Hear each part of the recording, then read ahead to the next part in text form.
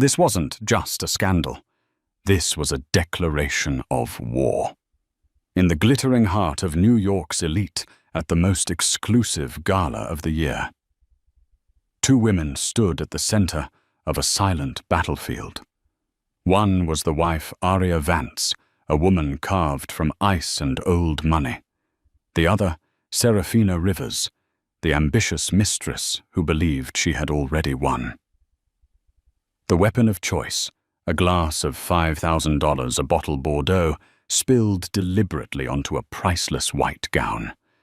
But the mistress made one fatal mistake. She mistook her opponent's silence for weakness. She didn't realize the trap was already sprung. The air at the Metropolitan Museum of Art's annual Unity Gala wasn't just air. It was a pressurized, perfumed atmosphere of power. Tonight it felt like a tomb to Aria Vance. She stood beside her husband, Marcus Vance, the man of the hour. He was being honored as Titan of the Year by the industry. His hand was at the small of her back, a proprietary gesture that felt less like affection and more like an anchor. He smiled, a dazzling white flash of expensive dentistry for the cameras. Aria smiled back, a practiced, precise curving of her lips that didn't dare touch her eyes. Her eyes were the color of a winter sky, and tonight they held a dangerous frost. "Aria, darling, you look breathtaking," whispered Anastasia DeWitt, a rival from her Vassar days, whose husband was on the board of Marcus's company, Vance Innovations. "Thank you, Anastasia. You must tell me where you found that unique shade of chartreuse." Aria replied, her voice smooth as silk. The compliment landed like a velvet-wrapped stone. Anastasia's smile faltered before she was swept away by the crowd. Aria was wearing a custom gown by a designer so exclusive he only worked for 3 clients worldwide. It was fashioned from heavy ivory-white silk, falling in a clean architectural line from her shoulders to the floor. No sequins, no vulgar lace, just pure, unblemished white. An intentional choice. She wanted to look pure, untouchable, like alabaster. It was a lie, of course. She was deeply, irreparably touched, tainted not by her own actions but by his. Marcus leaned in his breath, smelling of expensive scotch. "Work the room, Aria. Arthur Holloway is by the Egyptian wing. Remind him whose side he's on for the Singapore deal." "Of course, Marcus," she murmured. His side. It used to be their side. She'd known about the affair for 6 months, 2 weeks and 4 days. She hadn't found a text. She hadn't smelled cheap perfume. Marcus was too smart for that. Aria had found it in the one place he thought she'd never look, the corporate ledger. Aria wasn't just a wife. She was a Vance by marriage, but she was a Davenport by birth. Her family hadn't just invested in Marcus's startup. Her father's $50 million seed money was his startup, and she had retained a 40% stake, a fact Marcus seemed to conveniently forget. She also retained her father's financial mind. The discovery had been a single anomalous line item, SR Consulting, $75,000, project development. There was no SR Consulting, not a real one anyway. Aria had hired Mr. Davies, a man who specialized in discreet inquiries, the kind that never saw a courtroom but could topple empires. Davies was ex-MI6, precise and utterly without sentiment. Within 48 hours, he had a name, Serafina Rivers, 26 years old, a marketing coordinator in Marcus's own company. Ambitious, ruthless, and possessing a portfolio of assets, a new condo in Tribeca, a leased Mercedes G-Wagon that far outstripped her $90,000 salary. The $75,000 was just the first payment.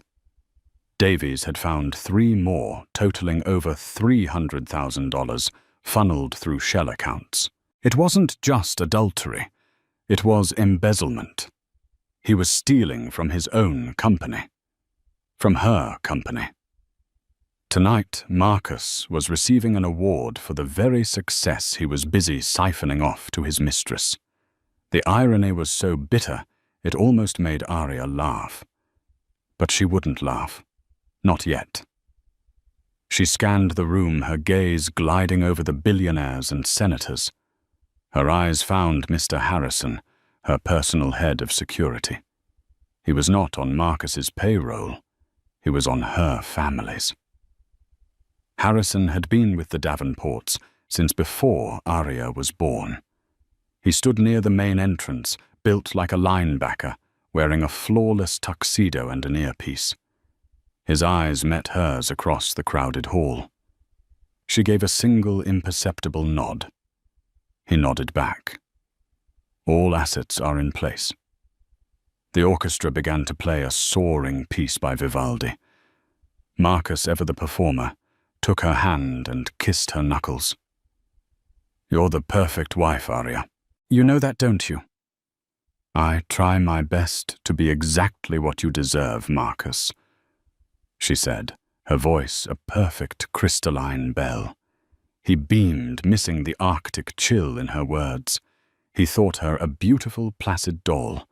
He thought her a trophy. He had forgotten that the most beautiful statues are carved from the hardest stone. Tonight, she would remind him.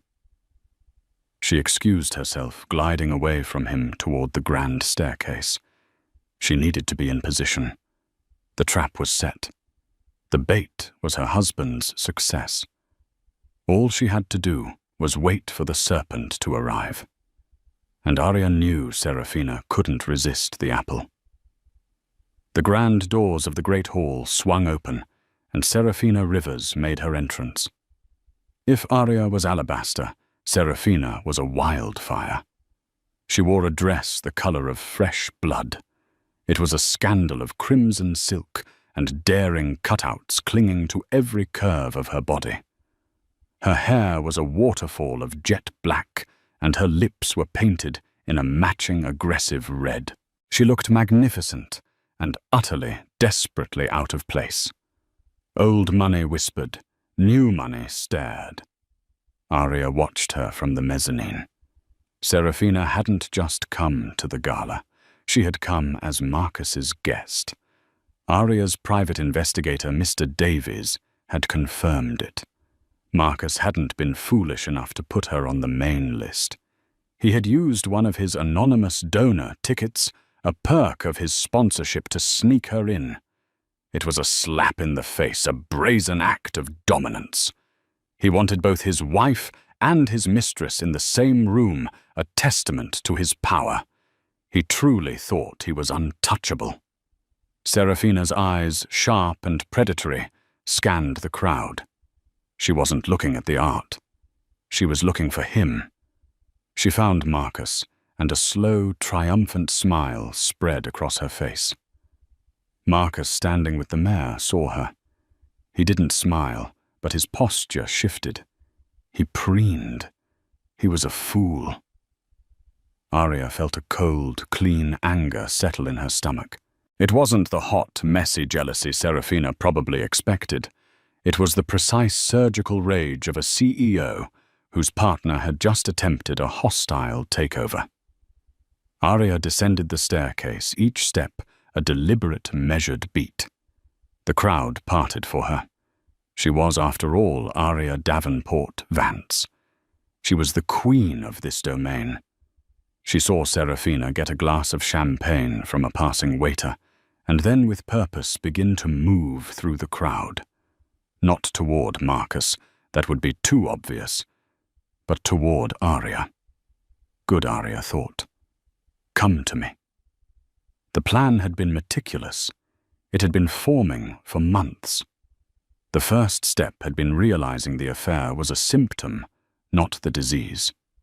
The disease was Marcus's belief that her father's company was his. Arya's flashback was sharp. 6 months ago, sitting in Mr. Davies's sterile office, looking at photos. Serafina laughing as she got into Marcus's Bentley. Serafina wearing a diamond necklace. Arya recognized one Marcus had claimed was a loss on a business trip. "What do you wish me to do, Mrs. Vance?" Davies had asked, his voice a gravelly monotone. "I want to know everything," Arya had said, her voice shaking only slightly. "Not just about her. About him. I want to know where every single dollar he's invested without my approval has gone." The file he produced 2 weeks later was what broke her. It wasn't the photos of the hotels in Paris or the apartment in Tribeca. It was the bank transfers.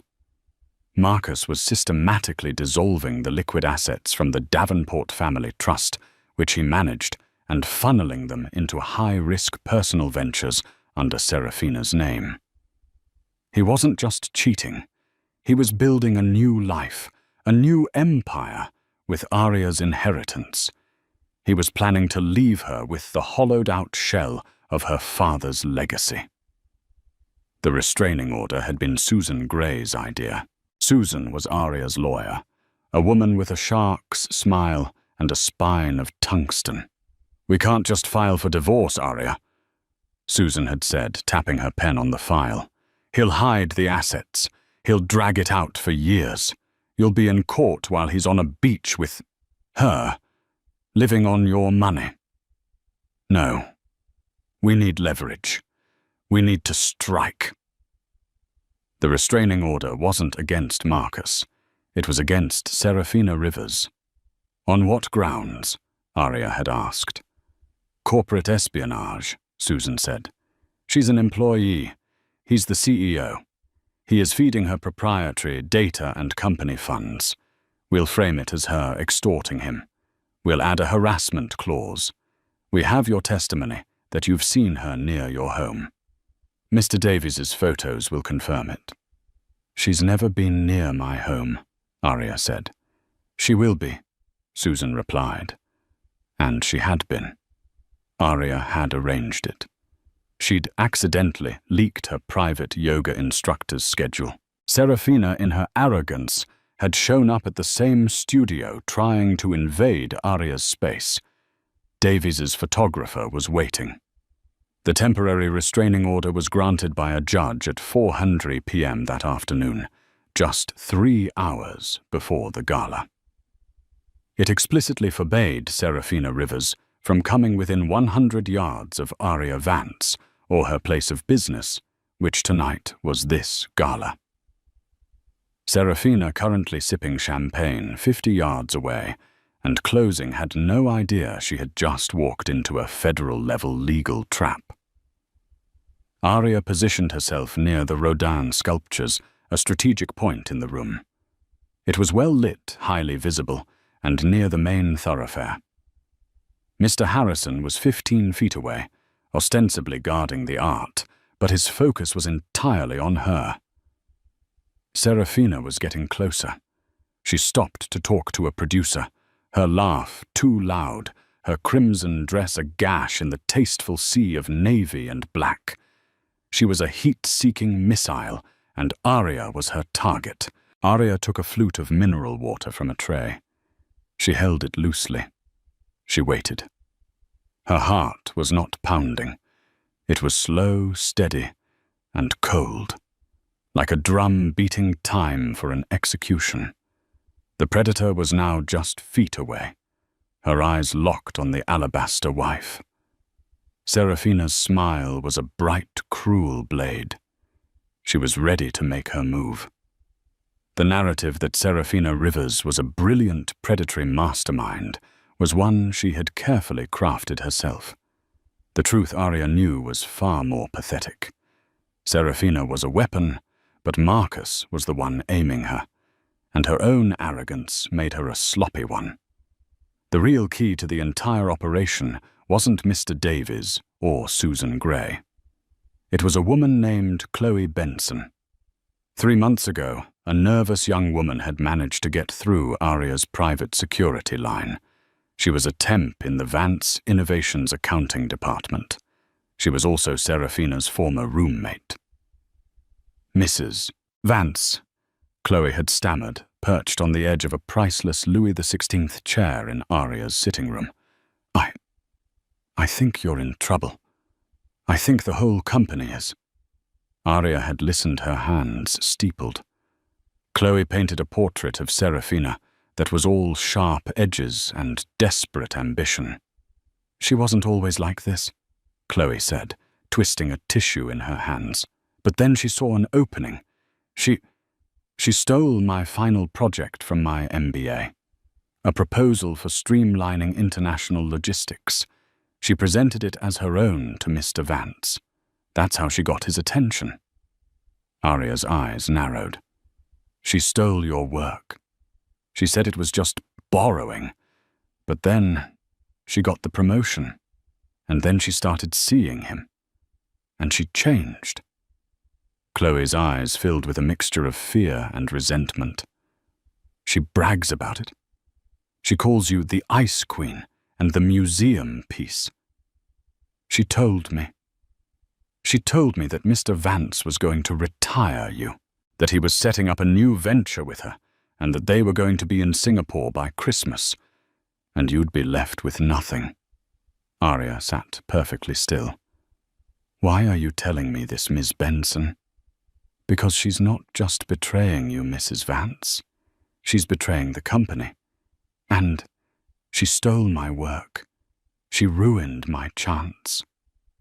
Chloe took a shaky breath. And honestly, she's just plain cruel. She's bragging about destroying you and I. I don't think you deserve that. Aria saw the opening. This wasn't just a jilted roommate. It was an asset. Miss Benson, what if I could ensure that your proposal was seen by the right people? What if I could ensure that your career wasn't over, but was just beginning?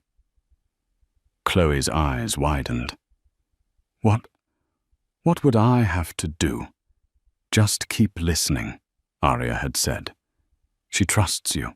She brags to you. I want to know every time she brags. Chloe Benson had become Aria's inside woman. It was Chloe who provided the final damning piece of evidence, the password to Seraphina's personal laptop, where she and Marcus kept their Singapore plans. The laptop contained the offshore account numbers, the timelines, and Marcus's explicit instructions on how to drain the funds. It was corporate treason on a scale that made Aria's blood run cold. Marcus wasn't just planning to leave her. He was planning to bankrupt the company her father had built and leave thousands of employees jobless, all to fund a new life with a 26-year-old marketing coordinator. Now at the Gala, Aria wasn't just circulating. She was setting the board for the next phase of the war. She found Arthur Holloway, the 70-year-old board member who had been her father's best friend. Arthur, you look well, she said, kissing his cheek. Aria, my dear, your father would be so proud tonight. Marcus is a prodigy. Aria's smile was tinged with sadness. Arthur, I'm worried about Marcus. He's been distracted, working so hard. I'm afraid he's missing things. Arthur's brow furrowed. Missing what the Q4 projections are stellar. I know, but I saw some irregularities in the logistics accounts, large consulting fees I didn't recognize. I'm sure it's nothing but. It's my father's legacy. Would you do me a personal favor and call for an emergency audit tomorrow, just for my peace of mind? I'd hate for Marcus's big night to be ruined by procedure. Arthur looked at her, truly looked at her. He saw the genuine, though manufactured worry in her eyes. He knew her. He knew she had her father's brain. If she was worried about an account, it was worth a look. For you, Aria. Of course. I'll make the motion first thing. Consider it done." "Thank you, Arthur. You're a true friend." One piece in place. Next, she moved to Diana Croft, the most ruthless financial journalist at Forbes. Diana was nursing a gin and tonic, her eyes scanning for weakness. "Diana, wonderful piece on the solar venture last month," Arya said. Diana turned surprised. Arya Vance rarely spoke to the press. "Mrs. Vance, thank you. Big night for your husband." "It is," Arya said, leaning in slightly as if sharing a secret. "He's poured his whole life into it. Sometimes I worry he's too trusting." Diana's journalistic senses tingled. "How so?" "Oh, you know, he delegates so much, especially in his new international ventures. He has such faith in his team. I just hope that faith is well placed. One bad apple, you know." Arya let the breadcrumb hang in the air. She didn't say embezzlement. She didn't say fraud. She just planted the seed of doubt. "It would be a terrible shame," Arya continued, "if someone were taking advantage of his genius. Keep an eye on the Vance Innovation stock tomorrow morning. I have a feeling things might get volatile." Diana's eyes widened. This was more than a socialite's prattling. This was a tip. "Volatile why?" "I've already said too much." Arya smiled, tapping Diana's arm. "Enjoy the party." Two pieces in place. Arya turned her work done. She saw Serafina, who had been watching her. She saw the jealousy radiating off the younger woman. Serafina saw Arya the queen holding court, talking to the very people Serafina longed to know. And now Serafina was done waiting. She squared her shoulders, picked up a fresh glass of wine from a tray. Not champagne this time, but a deep staining Bordeaux, and began her final approach. The air grew thick. Mr. Harrison subtly shifted his weight, his hand moving to his lapel. Arya stood still, waiting. The white dress, the red wine. The stage was set. Serafina Rivers moved like a shark cutting through the murmuring sea of high society. She had one target. She had waited months for this moment, a public confrontation to stake her claim. In her mind, this was her coronation. She stopped 2 feet from Arya. Her perfume, a heavy, musky scent, was an assault. "Arya," she said. Her voice was too familiar, layered with a sickening false sympathy. "I hardly recognized you. You look tired." The few people nearby, sensing the sudden drop in temperature, fell silent. Arya turned slowly, her expression one of mild curiosity, as if addressing a slightly confused waitress. "I'm sorry, have we been introduced? I'm Arya Vance." The color rose in Serafina's neck. "Oh, that's good. That's really good. Playing the Ice Queen. We both know who I am, Arya." "I know you are Serafina Rivers, a junior employee in my husband's marketing department." Arya said, her voice clear and precise.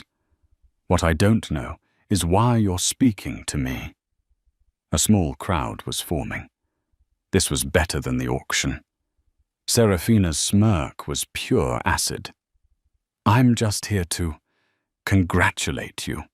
It must be so hard, standing by your man, knowing you're not the one who inspires him anymore." Arya didn't flinch. "Inspiration is a fickle thing, Ms. Rivers. Integrity, however, is not. You'll find it's in short supply these days." "Are you calling me a whore?" Serafina hissed, her facade cracking. "I would never be so crude," Arya replied, taking a small sip of her water. "I'm simply stating that you are an employee at a company event. You are speaking to the wife of the CEO. I suggest you remember your place." This was the final straw. "My place?" Serafina laughed a sharp, ugly sound. My place is by his side. My place is in his bed. My place is in Singapore, while you're left here to manage your charities. She had said it, the one word that confirmed everything. Singapore. Arya's face remained a perfect placid mask, but inside the final lock clicked into place. The confession. You're pathetic, Serafina spat her eyes wild. You're an empty, cold porcelain doll, and this dress, white, trying to tell everyone you're still so pure, it's a joke. Arya looked down at her white dress, then back up at Serafina. And red. So desperate, trying to mark territory that will never, ever be yours. The calm, dismissive truth of it struck Serafina harder than any slap. She was nothing. She was a passing fancy, and Arya knew it. In that moment, Serafina's frustration, her ambition, and her humiliation boiled over. She had to leave a mark. She had to stain this woman who refused to break. "Oh, you bitch," Serafina snarled, and she tripped. It was a clumsy theatrical lurch. The glass of deep red Bordeaux left her hand arcing through the air in a perfect slow-motion wave. It struck Arya square in the chest. The gasp from the crowd was a physical force. The wine, dark as blood, exploded across the pristine ivory-white silk. It splashed up onto Arya's neck, dripping down the architectural folds of the skirt pooling at her feet. It was a desecration. Serafina straightened up her hand, flying to her mouth in a mockery of shock. "Oh my God! Arya, I am so clumsy. Look at your dress. It's ruined." The smirk in her eyes told the real story. She had won. She had marked her. She had proven in front of everyone that Arya could be soiled. The hall was dead silent. Marcus across the room had seen the commotion and was starting to push his way through a look of thunder on his face. Diana Croft, the journalist, was already taking notes. Arthur Holloway looked horrified. Arya Vance stood drenched in red wine, the centerpiece of her own humiliation. She didn't gasp. She didn't cry. She didn't even look at the stain. She held Serafina's triumphant, vicious gaze. A tiny, almost imperceptible smile touched the corner of her lips. She lifted her chin, looked just past Serafina's shoulder, and spoke one simple, devastating word. "Now." For a fraction of a second, Serafina Rivers savored her victory. She had done the unthinkable. She had shattered the Ice Queen's facade in the most public way possible. Then two things happened at once. The first was the sound of a professional's voice, loud and clear, cutting through the stunned silence. "Ma'am, step away from Mrs. Vance." The second was the feeling of two hands, hard as steel, gripping her upper arms. Serafina yelped, spinning around. Mr. Harrison was on her left, and another man in an identical suit, one of Arya's private team, not the museum's, was on her right. They didn't just hold her. They seized her, their grips painfully tight. "What are you doing?" Serafina shrieked, her voice cracking. "Get your hands off me. It was an accident." "Ma'am, you need to come with us, immediately," Harrison said, his voice a flat, emotionless wall. "You can't do this." Serafina thrashed, her crimson dress twisting. Marcus, tell them to let me go."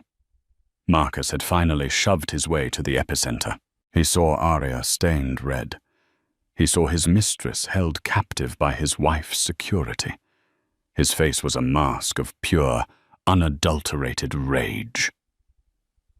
"Harrison, what in the hell do you think you're doing?" Marcus bellowed, reaching for the security guard. "Stand down. That is a direct order." Mr. Harrison didn't even look at him. He kept his eyes on Arya. "My orders come from Mrs. Vance, sir, and Mrs. Vance alone." The statement hung in the air, a stunning public transfer of power. Marcus froze his hand, still outstretched. The entire gala, hundreds of New York's most powerful people, were witnessing a CEO being overruled by his own household staff. "Let her go, Arya," Marcus snarled, turning his fury on his wife. "This is insane. She apologized. It was an accident." Arya finally moved. She stepped forward, the ruined white dress swishing. The wine was still dripping onto the marble floor. She looked past Marcus, past Serafina, to the museum's official head of security, who was rushing over his face, pale with panic.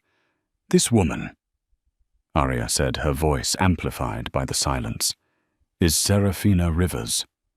"Arya, stop it," Marcus commanded. Arya ignored him. "She is not an invited guest at this gala. She is an employee of my husband's, whom he smuggled in under a false name." A new, more interested murmur swept the crowd. This was escalating from a catfight to a full-blown corporate scandal.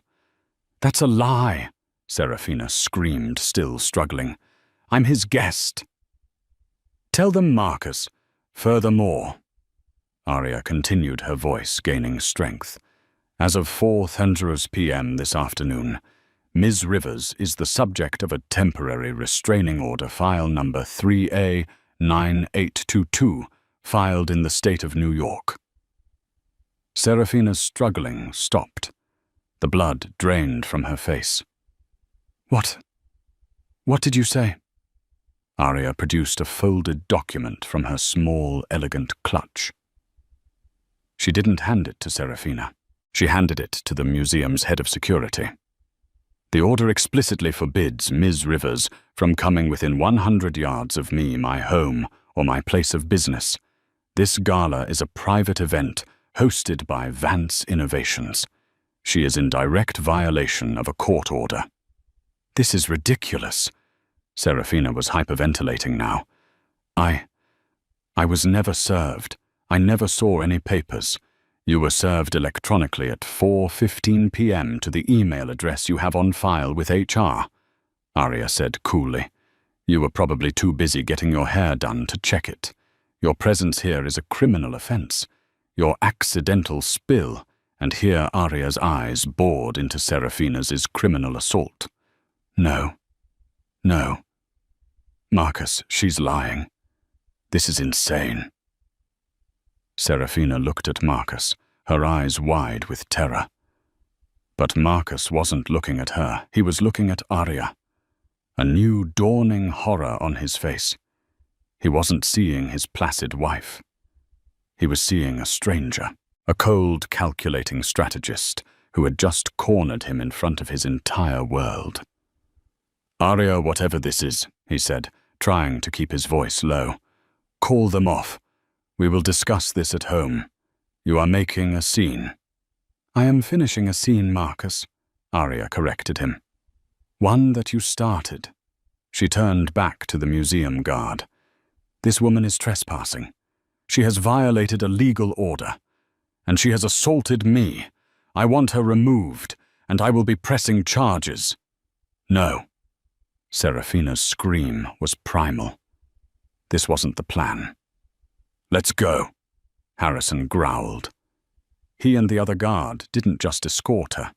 They dragged her. Her heels scraped against the marble floor. The image was brutal and shocking. Serafina Rivers, who had entered like a queen, was being hauled out like a common criminal. "You can't do this to me," she shrieked, her face contorted. "I love him." "He loves me, Marcus. Don't let her do this, Marcus." Her voice echoed through the great hall, even after she disappeared from view. The doors slammed shut. Silence.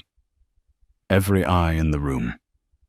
Arthur Holloway's, Diana Croft's, the mayor's, was now locked on Marcus Vance, the titan of the year, who stood frozen. His mistress gone, his wife standing before him covered in the wine that symbolized his affair. Marcus Vance was a man who had built an empire on controlling the narrative. He was a master of the boardroom, the negotiation, the hostile takeover. He lived his life 10 steps ahead. In this moment, he was 1,000 steps behind. He stared at Arya, his mind racing, trying to find an exit, a spin away to regain control.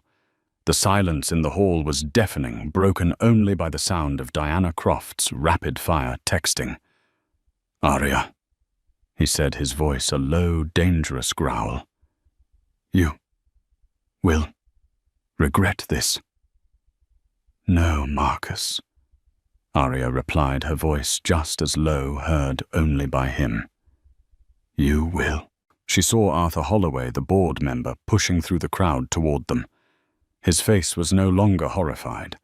It was cold.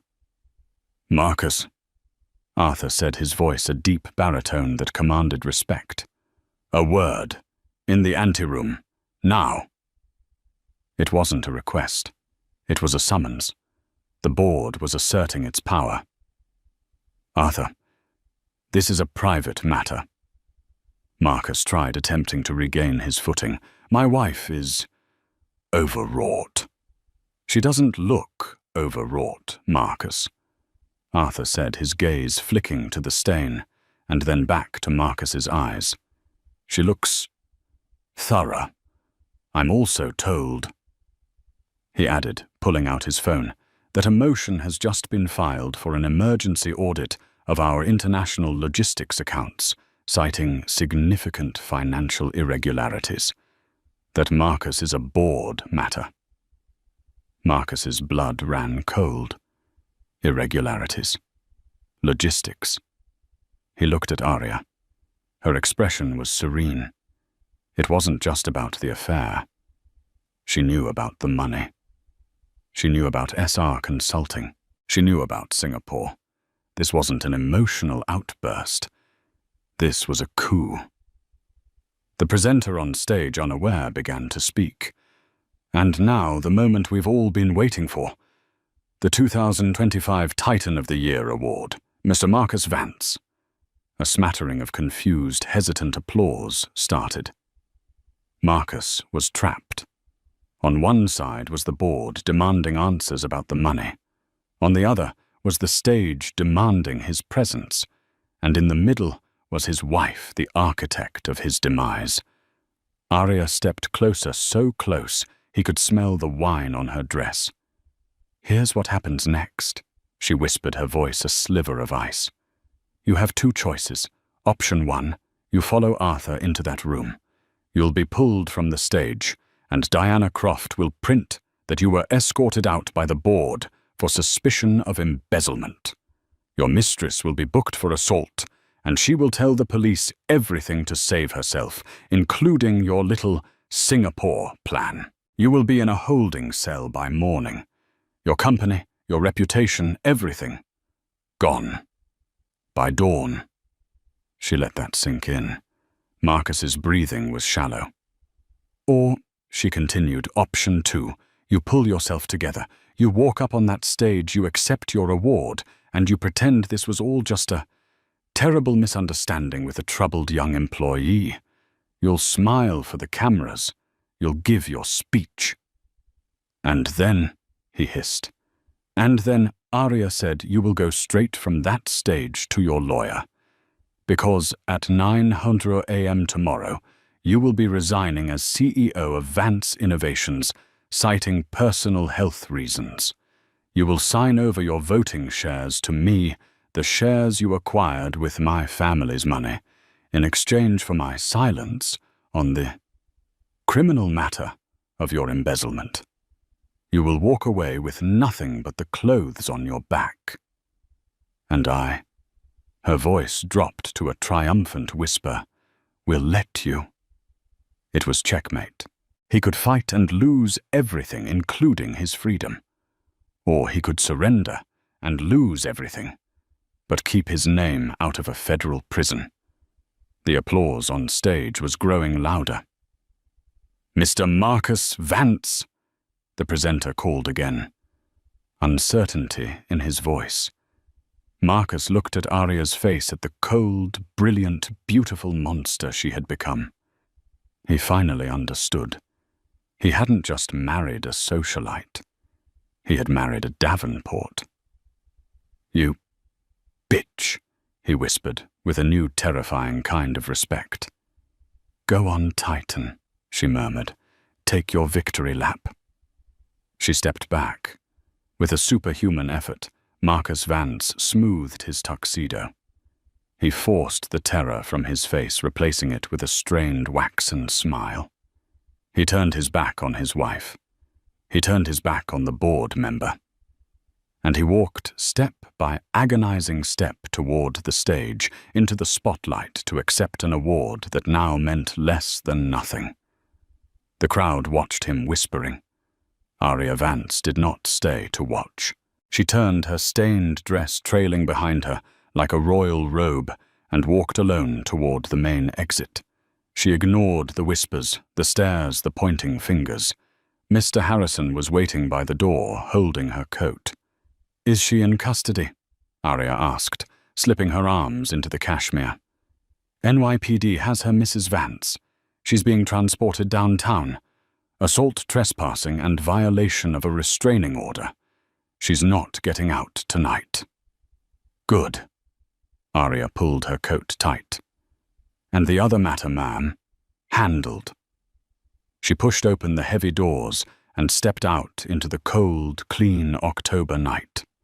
The sirens of the police car, already pulling away with Serafina in the back, were a faint, fading wail in the distance.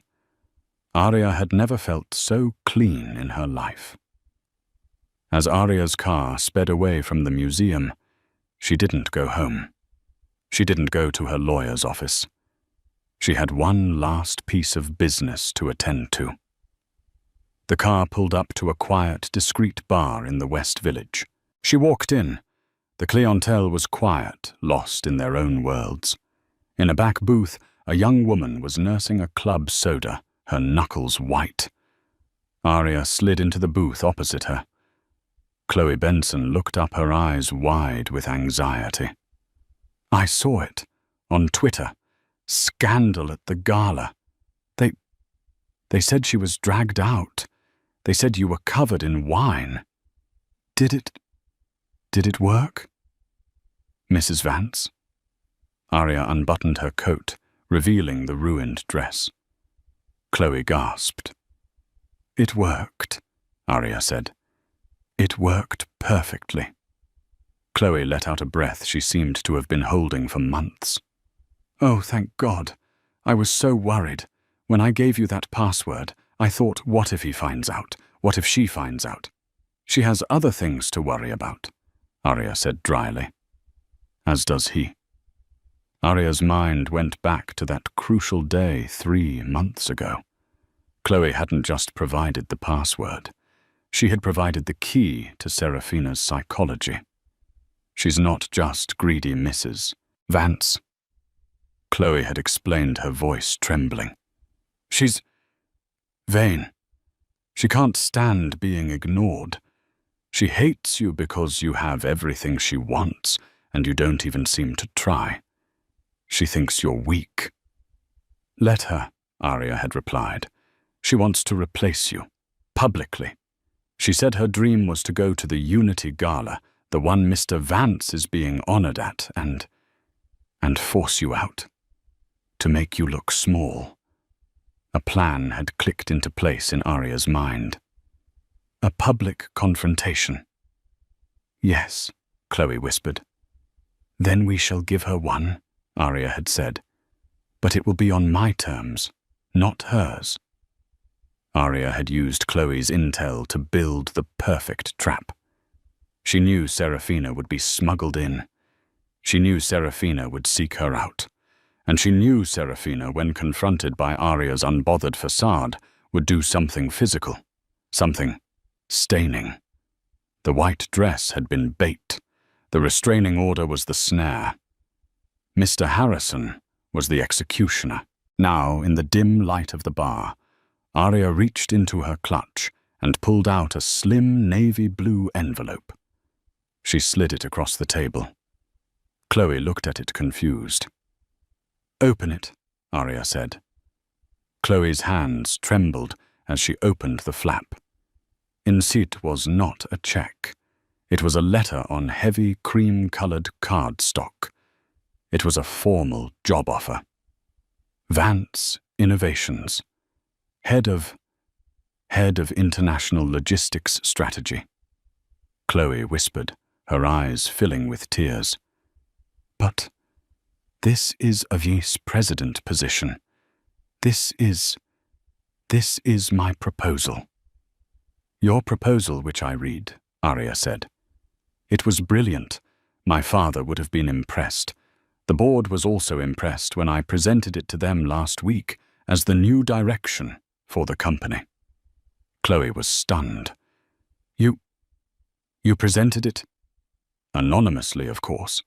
I told them I had a consultant working on a new plan. They ratified it this morning. The position is yours. The salary is in the contract. You'll be reporting directly to the new CEO." "The new CEO?" Chloe asked. "Me," Arya said with a faint smile. Chloe stared, speechless. "You were wronged, Miss Benson," Arya said, her voice softening for the first time. "Serafina and Marcus. They build their lives by stealing from others. We don't. We build. You deserved that job. Now you have it." Arya stood up, buttoning her coat. "My car will take you home. I expect to see you at the 900 a.m. emergency board meeting tomorrow. We have a company to save." Chloe Benson, the temp from accounting, looked at the contract, then at the woman who had just orchestrated the most stunning corporate and social takeover in a decade. "Thank you, Mrs. Vance," Chloe said, her voice thick with emotion. "Thank you." "Don't thank me, Ms. Benson," Arya said, turning to leave. "Just be brilliant." The sun rose over Central Park, but Arya Vance had been awake for hours. She was not in the sprawling, opulent townhouse she had shared with Marcus. She was in her other residence, a sleek, minimalist penthouse high above the city, a place he had never known existed. It was her sanctuary, her war room, and today it was her throne. On the floor, in a heap of ivory silk and dark, dried-out stains, lay the gala dress. It looked like a casualty of war, a shed skin. Arya showered and immaculate stood before the floor-to-ceiling windows, looking at her reflection. The woman staring back was not the ice queen of last night. The soft, society-approved edges were gone. She was dressed in a tailored navy blue suit by a designer known for their severe architectural lines. Her hair was pulled back into a tight, functional chignon. She was wearing armor. Her phone, sitting on the glass coffee table, was a command center, and it was alive with the fires of the new world she had just created. The first explosion had been Diana Croft's, which had dropped at 300 a.m. The Forbes headline was brutal: "Titanic disaster. Vance, Innovations CEO, honored as Gala explodes in scandal. Mistress arrested board, calls emergency audit." The article was a masterpiece of journalistic evisceration. Croft, using Arya's breadcrumbs, had already connected the anonymous donor ticket to Serafina Rivers and hinted at significant financial irregularities in the company's new logistics ventures. The financial world had reacted instantly. VNN stock, which had closed at a record high, had plummeted 38% in pre-market trading. Billions in market cap wiped out in a matter of hours. At 7:01 a.m., her private line rang. It was Susan Gray, her lawyer. "He's here, Arya, in my conference room." And Arya's voice was calm. And he looks like he's aged 20 years. He's still in his tuxedo. He hasn't slept. He tried to negotiate. He threatened. He even, I think, tried to cry. But he signed.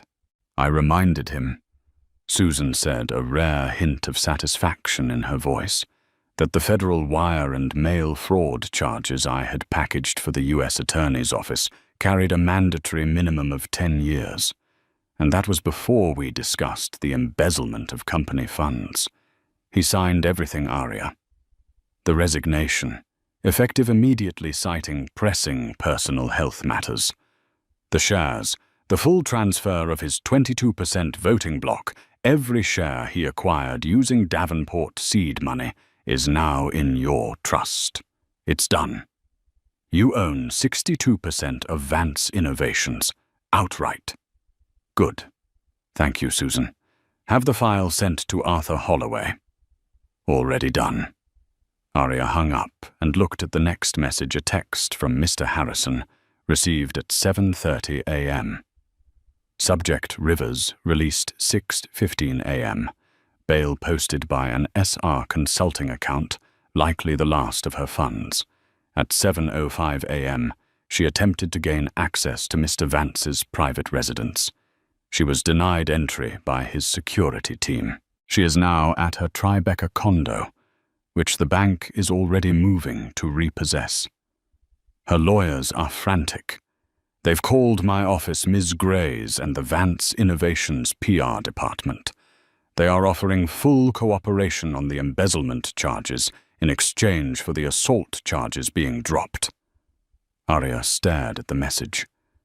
Serafina. The foolish, arrogant girl who thought a red dress and a stolen man made her a queen. She was now a loose end, a pawn left on the board, realizing too late that she'd been played by everyone, especially the man she'd supposedly won. Arya texted back one word to Harrison. Decline. Serafina had made her choice. She would face the consequences alone. She was a lesson, not a threat. At 8:15 a.m., her line rang again. Arthur Holloway. Arya, he said, and his voice was no longer just grim. It was humbled. My God, I've just seen the file Susan sent. The real one. The Singapore accounts. The timelines. He was going to gut us, Arya. He was going to gut your father's company and leave us all holding the bag. I know, Arthur. That's why I had to do it this way. A clean cut. A clean cut. You've started a wildfire, my dear. But you're the only one with the water. The board is assembling. They're terrified. They're looking at a 40% stock drop and no CEO. They have a CEO, Arthur, Arya said. They just don't know it yet. A pause. I'm nominating you, he said, his voice firming. Interim for now, but we both know it will be permanent by next week, given your new controlling stake. And, frankly, the fact you just saved us from federal prison, I expect it to be unanimous. The company is yours, Arya. Your father's company. I accept the nomination. I'll be there at 9:00 a.m. and Arthur call Chloe Benson in accounting. Have her brought to the boardroom. She has a presentation on logistics strategy that the board needs to see. Chloe Benson. Very well. See you in 45 minutes, Madam CEO. She hung up. It was done. All the pieces moved in silence had now checkmated the king. At 8:45 a.m., as she was gathering her papers, the intercom buzzed. It was Robert the doorman, his voice nervous. Mrs. Vance. Madam. Mr. Marcus Vance is in the lobby. He's not on my list, but he's making a scene. He demands to see you. Arya walked over to the security panel and pressed the video button.